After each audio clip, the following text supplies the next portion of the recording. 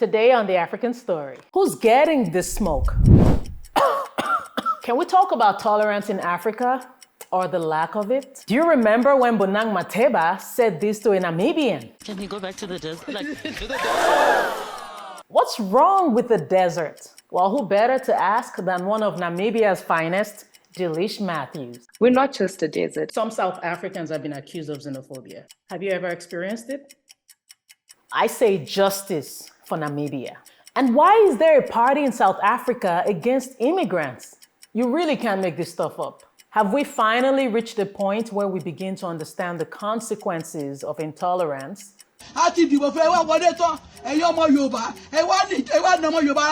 You really must watch to hear my tukobo. I am giving you what you need, Gloria Ayo. This is The African Story.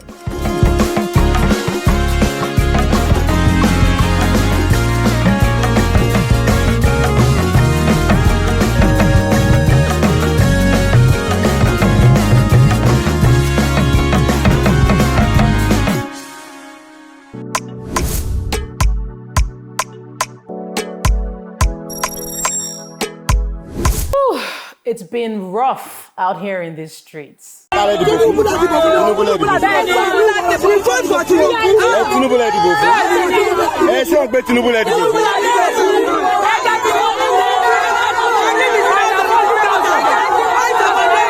before I go further, I want to give a disclaimer. I understand that everybody is entitled to vote for who they like. Trust me, I respect it, okay? I absolutely respect it. But where I draw the line is where you vote because somebody is from your ethnicity or because you don't want your ethnicity to be threatened. That's where I draw the line.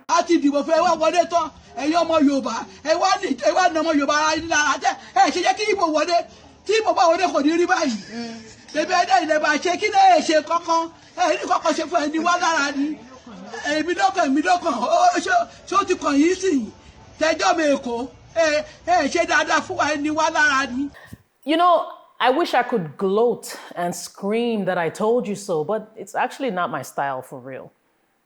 It really isn't. Like, why would I want to gloat on the fact that people are actually suffering?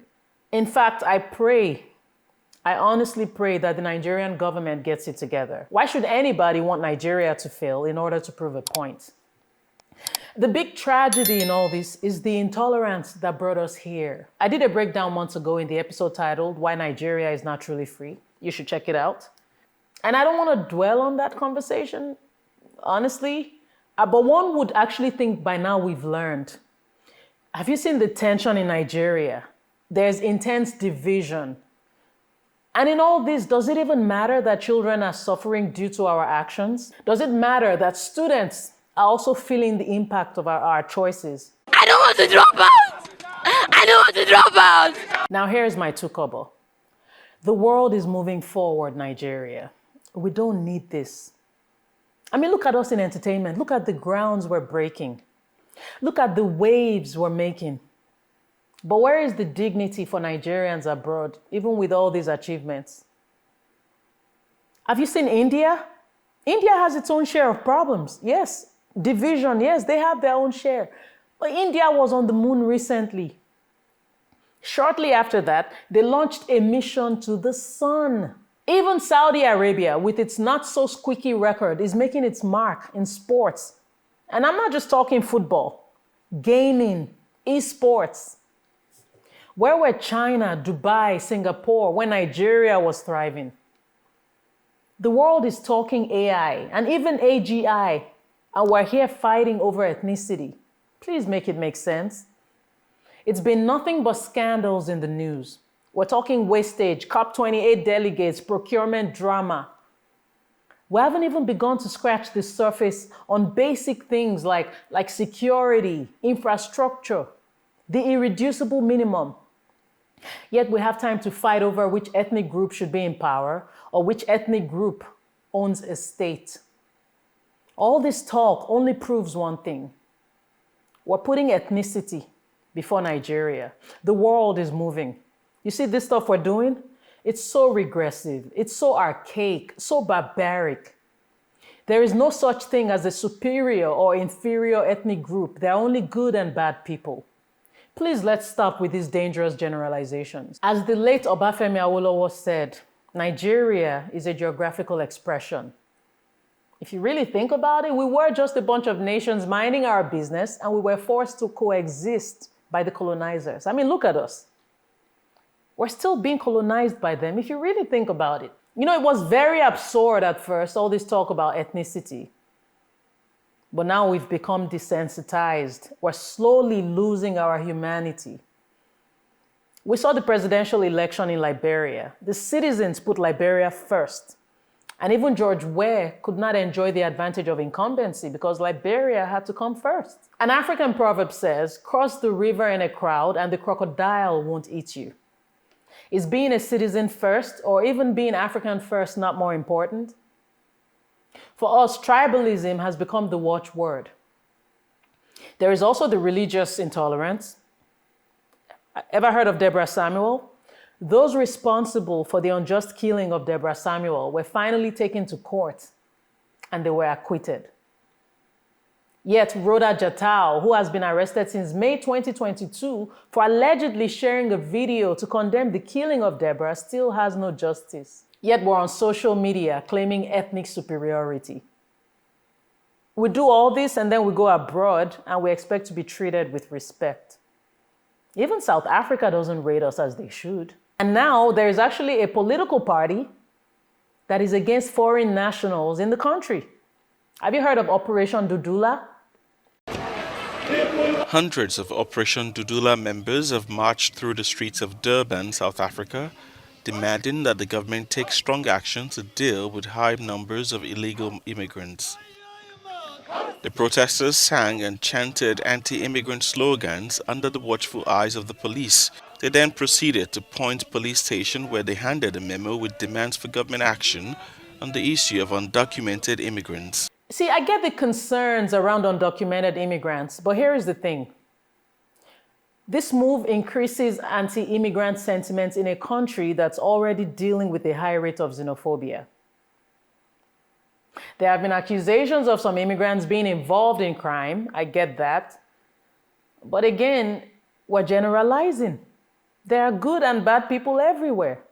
If it is about threats to available jobs for South Africans, there is no proof that migrants have threatened employment opportunities. On the contrary, empirical evidence proves that migrants, in fact, help create job opportunities. I mean, you have things like entrepreneurship, employment of people. So I don't see how, there's no evidence that South Africa's economy has been threatened or jobs have been taken away from people. I can't even play some of the clips I have heard from this party. And then they'll tell you it's not vigilantism, but it actually is. What you do is that you put pressure on your legislators. Because a move like this, it actually breeds room for hate because there will be generalizations. Whatever you think the challenges are with migrants in South Africa is more of a reflection of the government's ineptitude. Putting the laws into your own hands is dangerous. Look at the world. There is a migrant crisis. There's global inequality. Some people are just economic refugees. People go where they feel that there is hope. So let's please be more tolerant. I'll be right back. Hey, are you looking for quality groceries at affordable prices? Then look no further. I present to you A-Life Tropical Market. Yes, we're talking wholesale, retail, whatever it is you need, they got it. And if you're talking about impeccable customer service, listen, I'm not going to hype something unless I absolutely believe in it. Their customer service is top notch. And if you're looking for home delivery, look no further. A-Life Tropical has got you. They have African and Caribbean foods, whatever it is you need, meat, fish, small chops. Yes, small chops. Provision, snail, goat, whatever it is. And if they don't have it, just simply ask for it and I assure you they'll hook you up. All you have to do is call this number, 470-469-2836. That number again is 470-469-2836. And yes, they're available on WhatsApp. So check them out today, A-Life Tropical Market, and tell them Gloria sent you. Holla!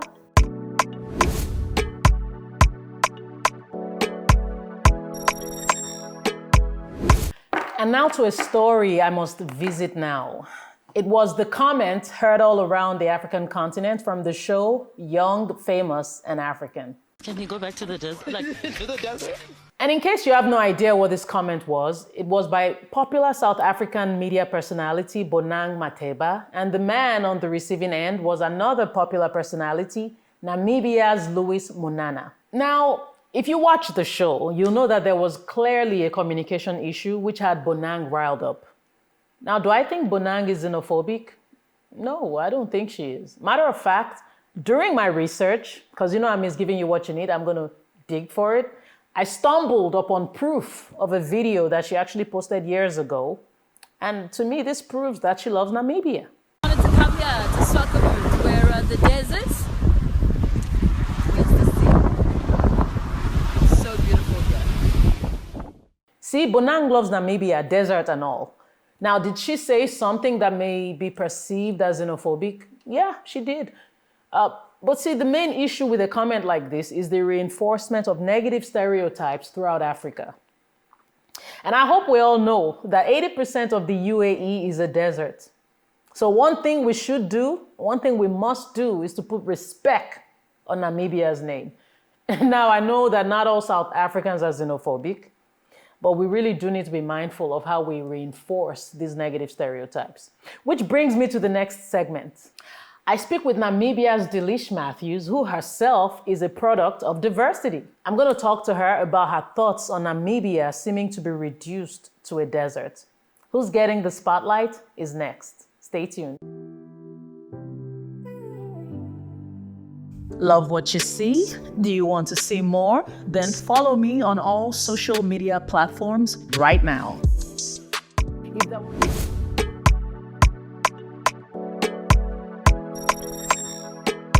Exactly a decade ago, Dillish Mathews won the competition watched all around the world, Big Brother Africa: The Chase. Mathews was able to capture the hearts of many throughout Africa with her powerful combination of beauty, brains, and a lovable personality. Somehow, after such a long time, Dillish is still a household name. I know, right?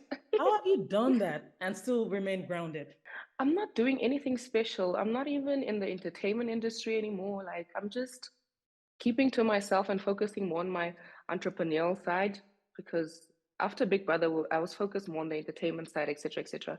But now I've just withdrawn. I mean, I'm getting older, it's time to get a little more serious. So I don't know, but people still love me. I think in my country, it's maybe because I'm the first to ever win Big Brother Africa.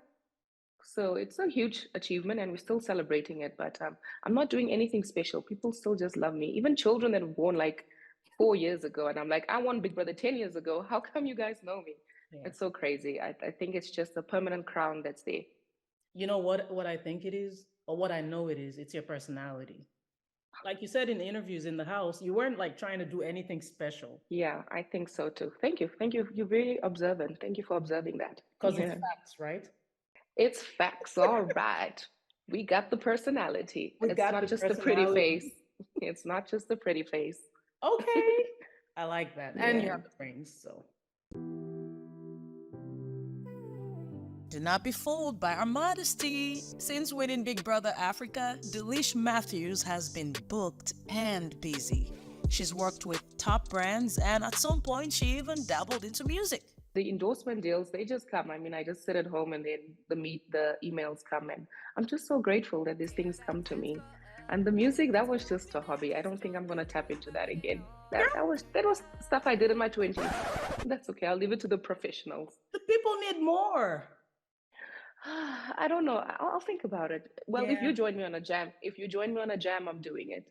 But I'll do it. We might just end up doing it for real. Now imagine wearing so many hats, from being an ambassador for wine, 5-minute meals, and even at some point, Namibian road safety, yet still somehow making time to proactively advocate for tourism. Well, this has been Dillish Mathews' journey. My name is Dillish Mathews, Automobile Association of Namibia Brand Ambassador, and I'm here to ask you to help us reduce the amount of pedestrians we lose on our Namibian roads. I'm like, man, she reps Namibia hard. And it was actually from you I'm kind of embarrassed to admit it, but not really. It was actually through you I discovered the Namib Desert. Through you. Oh, okay. Yes. 'Cause Okay. Okay. you are an ambassador for Namibia. It's a beautiful country, beautiful landscapes. I mean, we have different landscapes, different contrasts. We don't just have a desert. We have tropicals, we have islands, we have mountainous areas. I mean, it's not just a desert. I just love my country so much. I love repping it. I want people to know more about us. I mean, we are rare breeds. We're only 2.3 million people in the world. So it is my duty to send it out there since I had the platform winning the Continental Game Show. So I have a lot of foreign followers. So it's really good to talk about it. And working with the Namibian Tourism Board also helped the other year when I did it. I was the ambassador for tourism. And that helped. We had two groups from West Africa come to Namibia because of that little series I did with them. I just love it. And I want people to know about us because we are rare breeds and we want to be noticed and be known. And I Yeah, think it's working. Yeah, it it's is actually working. it's a great holiday destination now, really popular with our beautiful desert as well. Are you on the payroll of the government? Tell me, you can tell me the truth. I won't tell anybody. Mm, well, no, I do this just for the love of my country, daughter of the soil, proudly Namibian, for the Well, love of my country. they need to put you on the payroll. I had to ask Mathews to clear the air on her quintessential African look. Because on one hand, some people think she's half Kenyan. On the other hand, some people think she's half Ethiopian. And then there are those people who know that she has some connection with South Africa. My father is he's from the Boran community, so my father is Ethiopian, but he lives in Kenya. He was a soldier for the he is or was a soldier for the Kenyan Defense Force. Yeah. And yeah, South Africa, yeah, I schooled there for the first 3 years of my life. And then we came back home. My stepfather worked at a leather company there, so we did a lot of holidays and touring and schooling, and it's great, beautiful country as well. Some South Africans have been accused of xenophobia.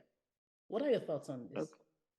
I mean, I think it's not okay. It's not all South Africans. It's also more in the rural areas. I don't really think it's just lack of education.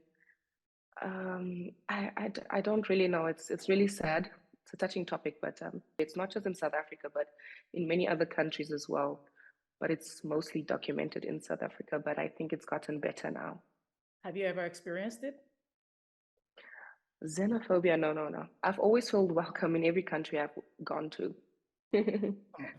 Yeah, I guess so. Yeah. Yeah.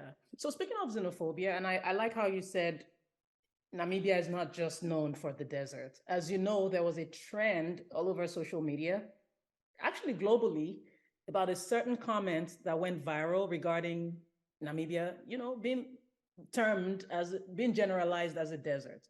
And you've insisted, obviously, and that's actually facts, that Namibia is more than just a desert.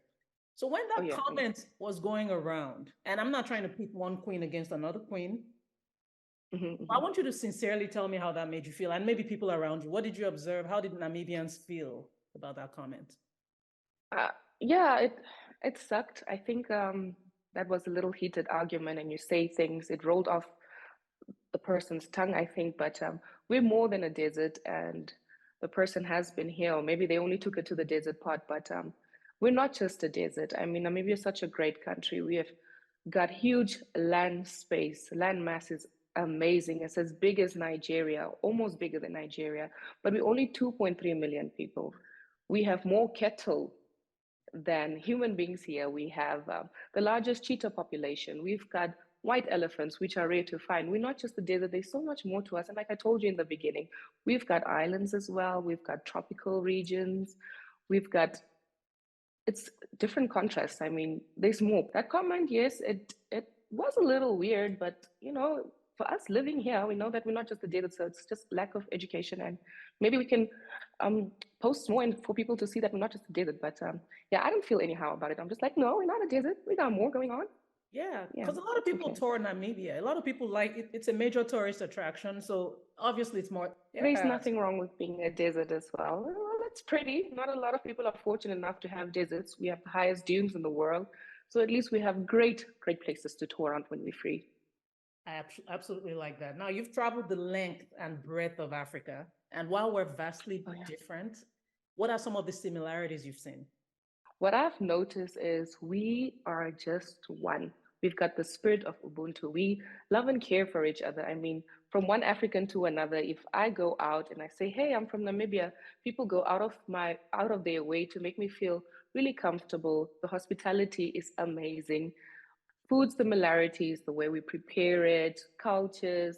We are just one, and that's just what I love about us. We're actually just one. I don't know why we have borders. If I visit Namibia today, what Mhm. meals do I absolutely have to have? We are big on beef. We are known for eating lots of meat, lots of meat. So if you come visit Namibia for, say, a week, I'll take you to a place in the hood, informal settlement. That's where I'm from as well.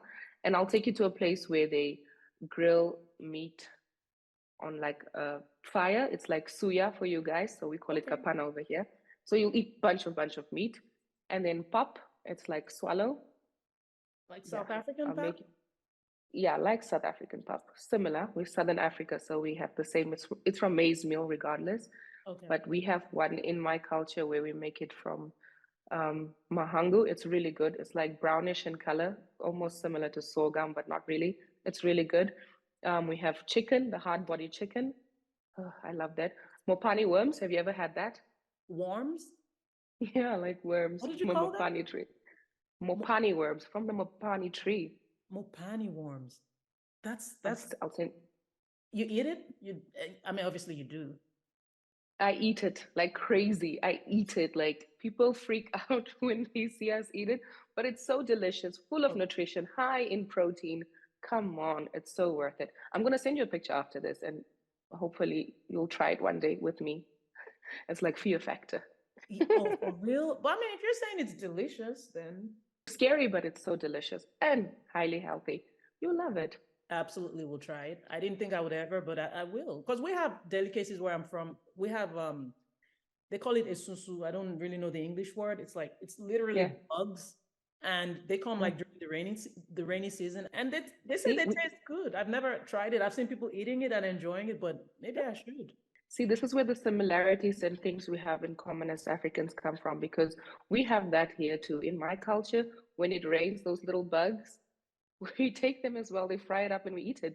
So see how Yeah, much we have in common. It's so similar. we're Yeah. one. So I like so that. we got worms waiting for you. No backing out. I look forward to eating all the worms in Namibia.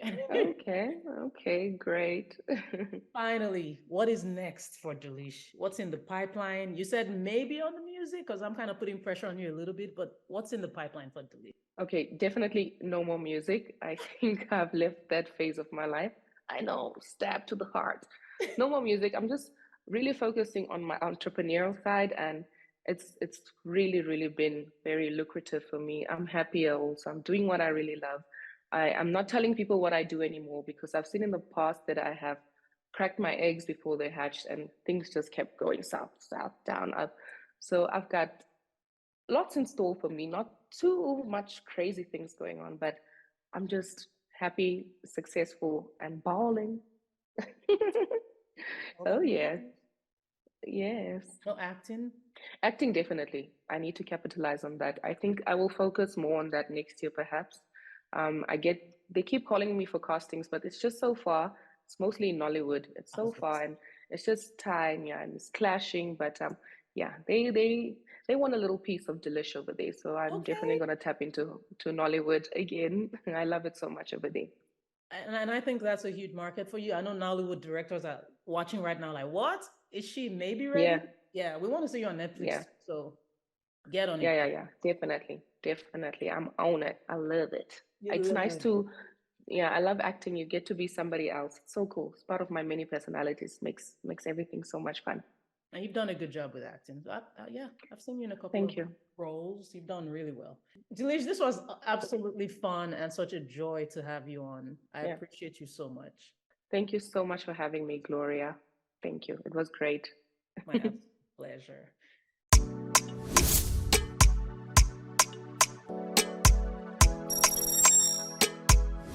Now, let's talk about the beauty that is the Namib Desert. Did you know that the Namib Desert is the largest park and the world's oldest desert?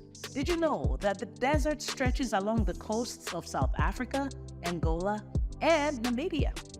Did you know that the Namib Desert has the second largest sand dunes in the world? Did you know that the nights on the desert can be cold due to a fog belt that spreads through the desert, and that in a year, about 180 days can be filled with thick fog? Ooh, chilly. Finally, the desert has the most rare and unique wildlife than any other desert on Earth.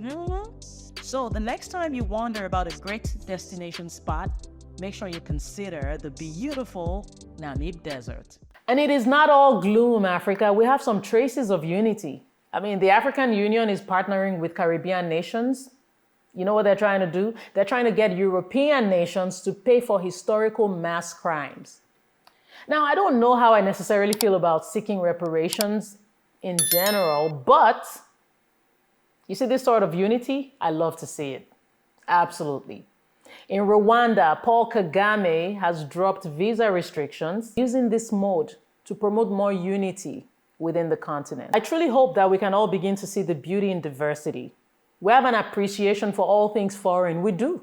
Be it from the West, be it from the East, we appreciate them. Yet we have a problem appreciating the diversity among us. Are we really that different? Or at the end of the day, are we all just the same? I want to share another African proverb with you. It says, a single stick may smoke, but it will not burn. There cannot be progress without unity.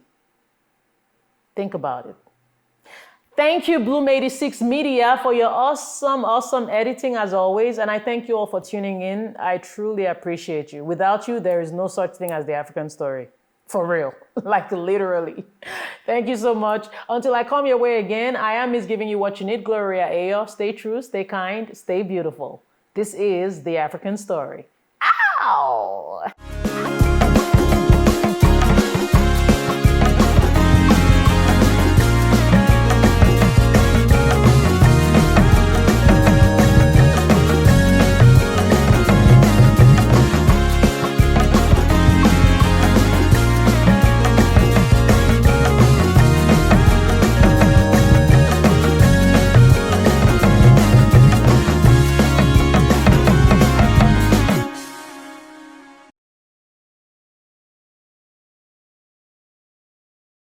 Hola, do you want more contents like this? Then I need your help. You see that subscribe button? Yeah, it's right there, right under this video. All I need is a click. With your subscription, the algorithm becomes more favorable and it helps spread the word faster, and then I get encouraged to do even more contents like this. Get it? See? And please make sure you tell everybody you know to also subscribe. I truly appreciate you. Keep it locked.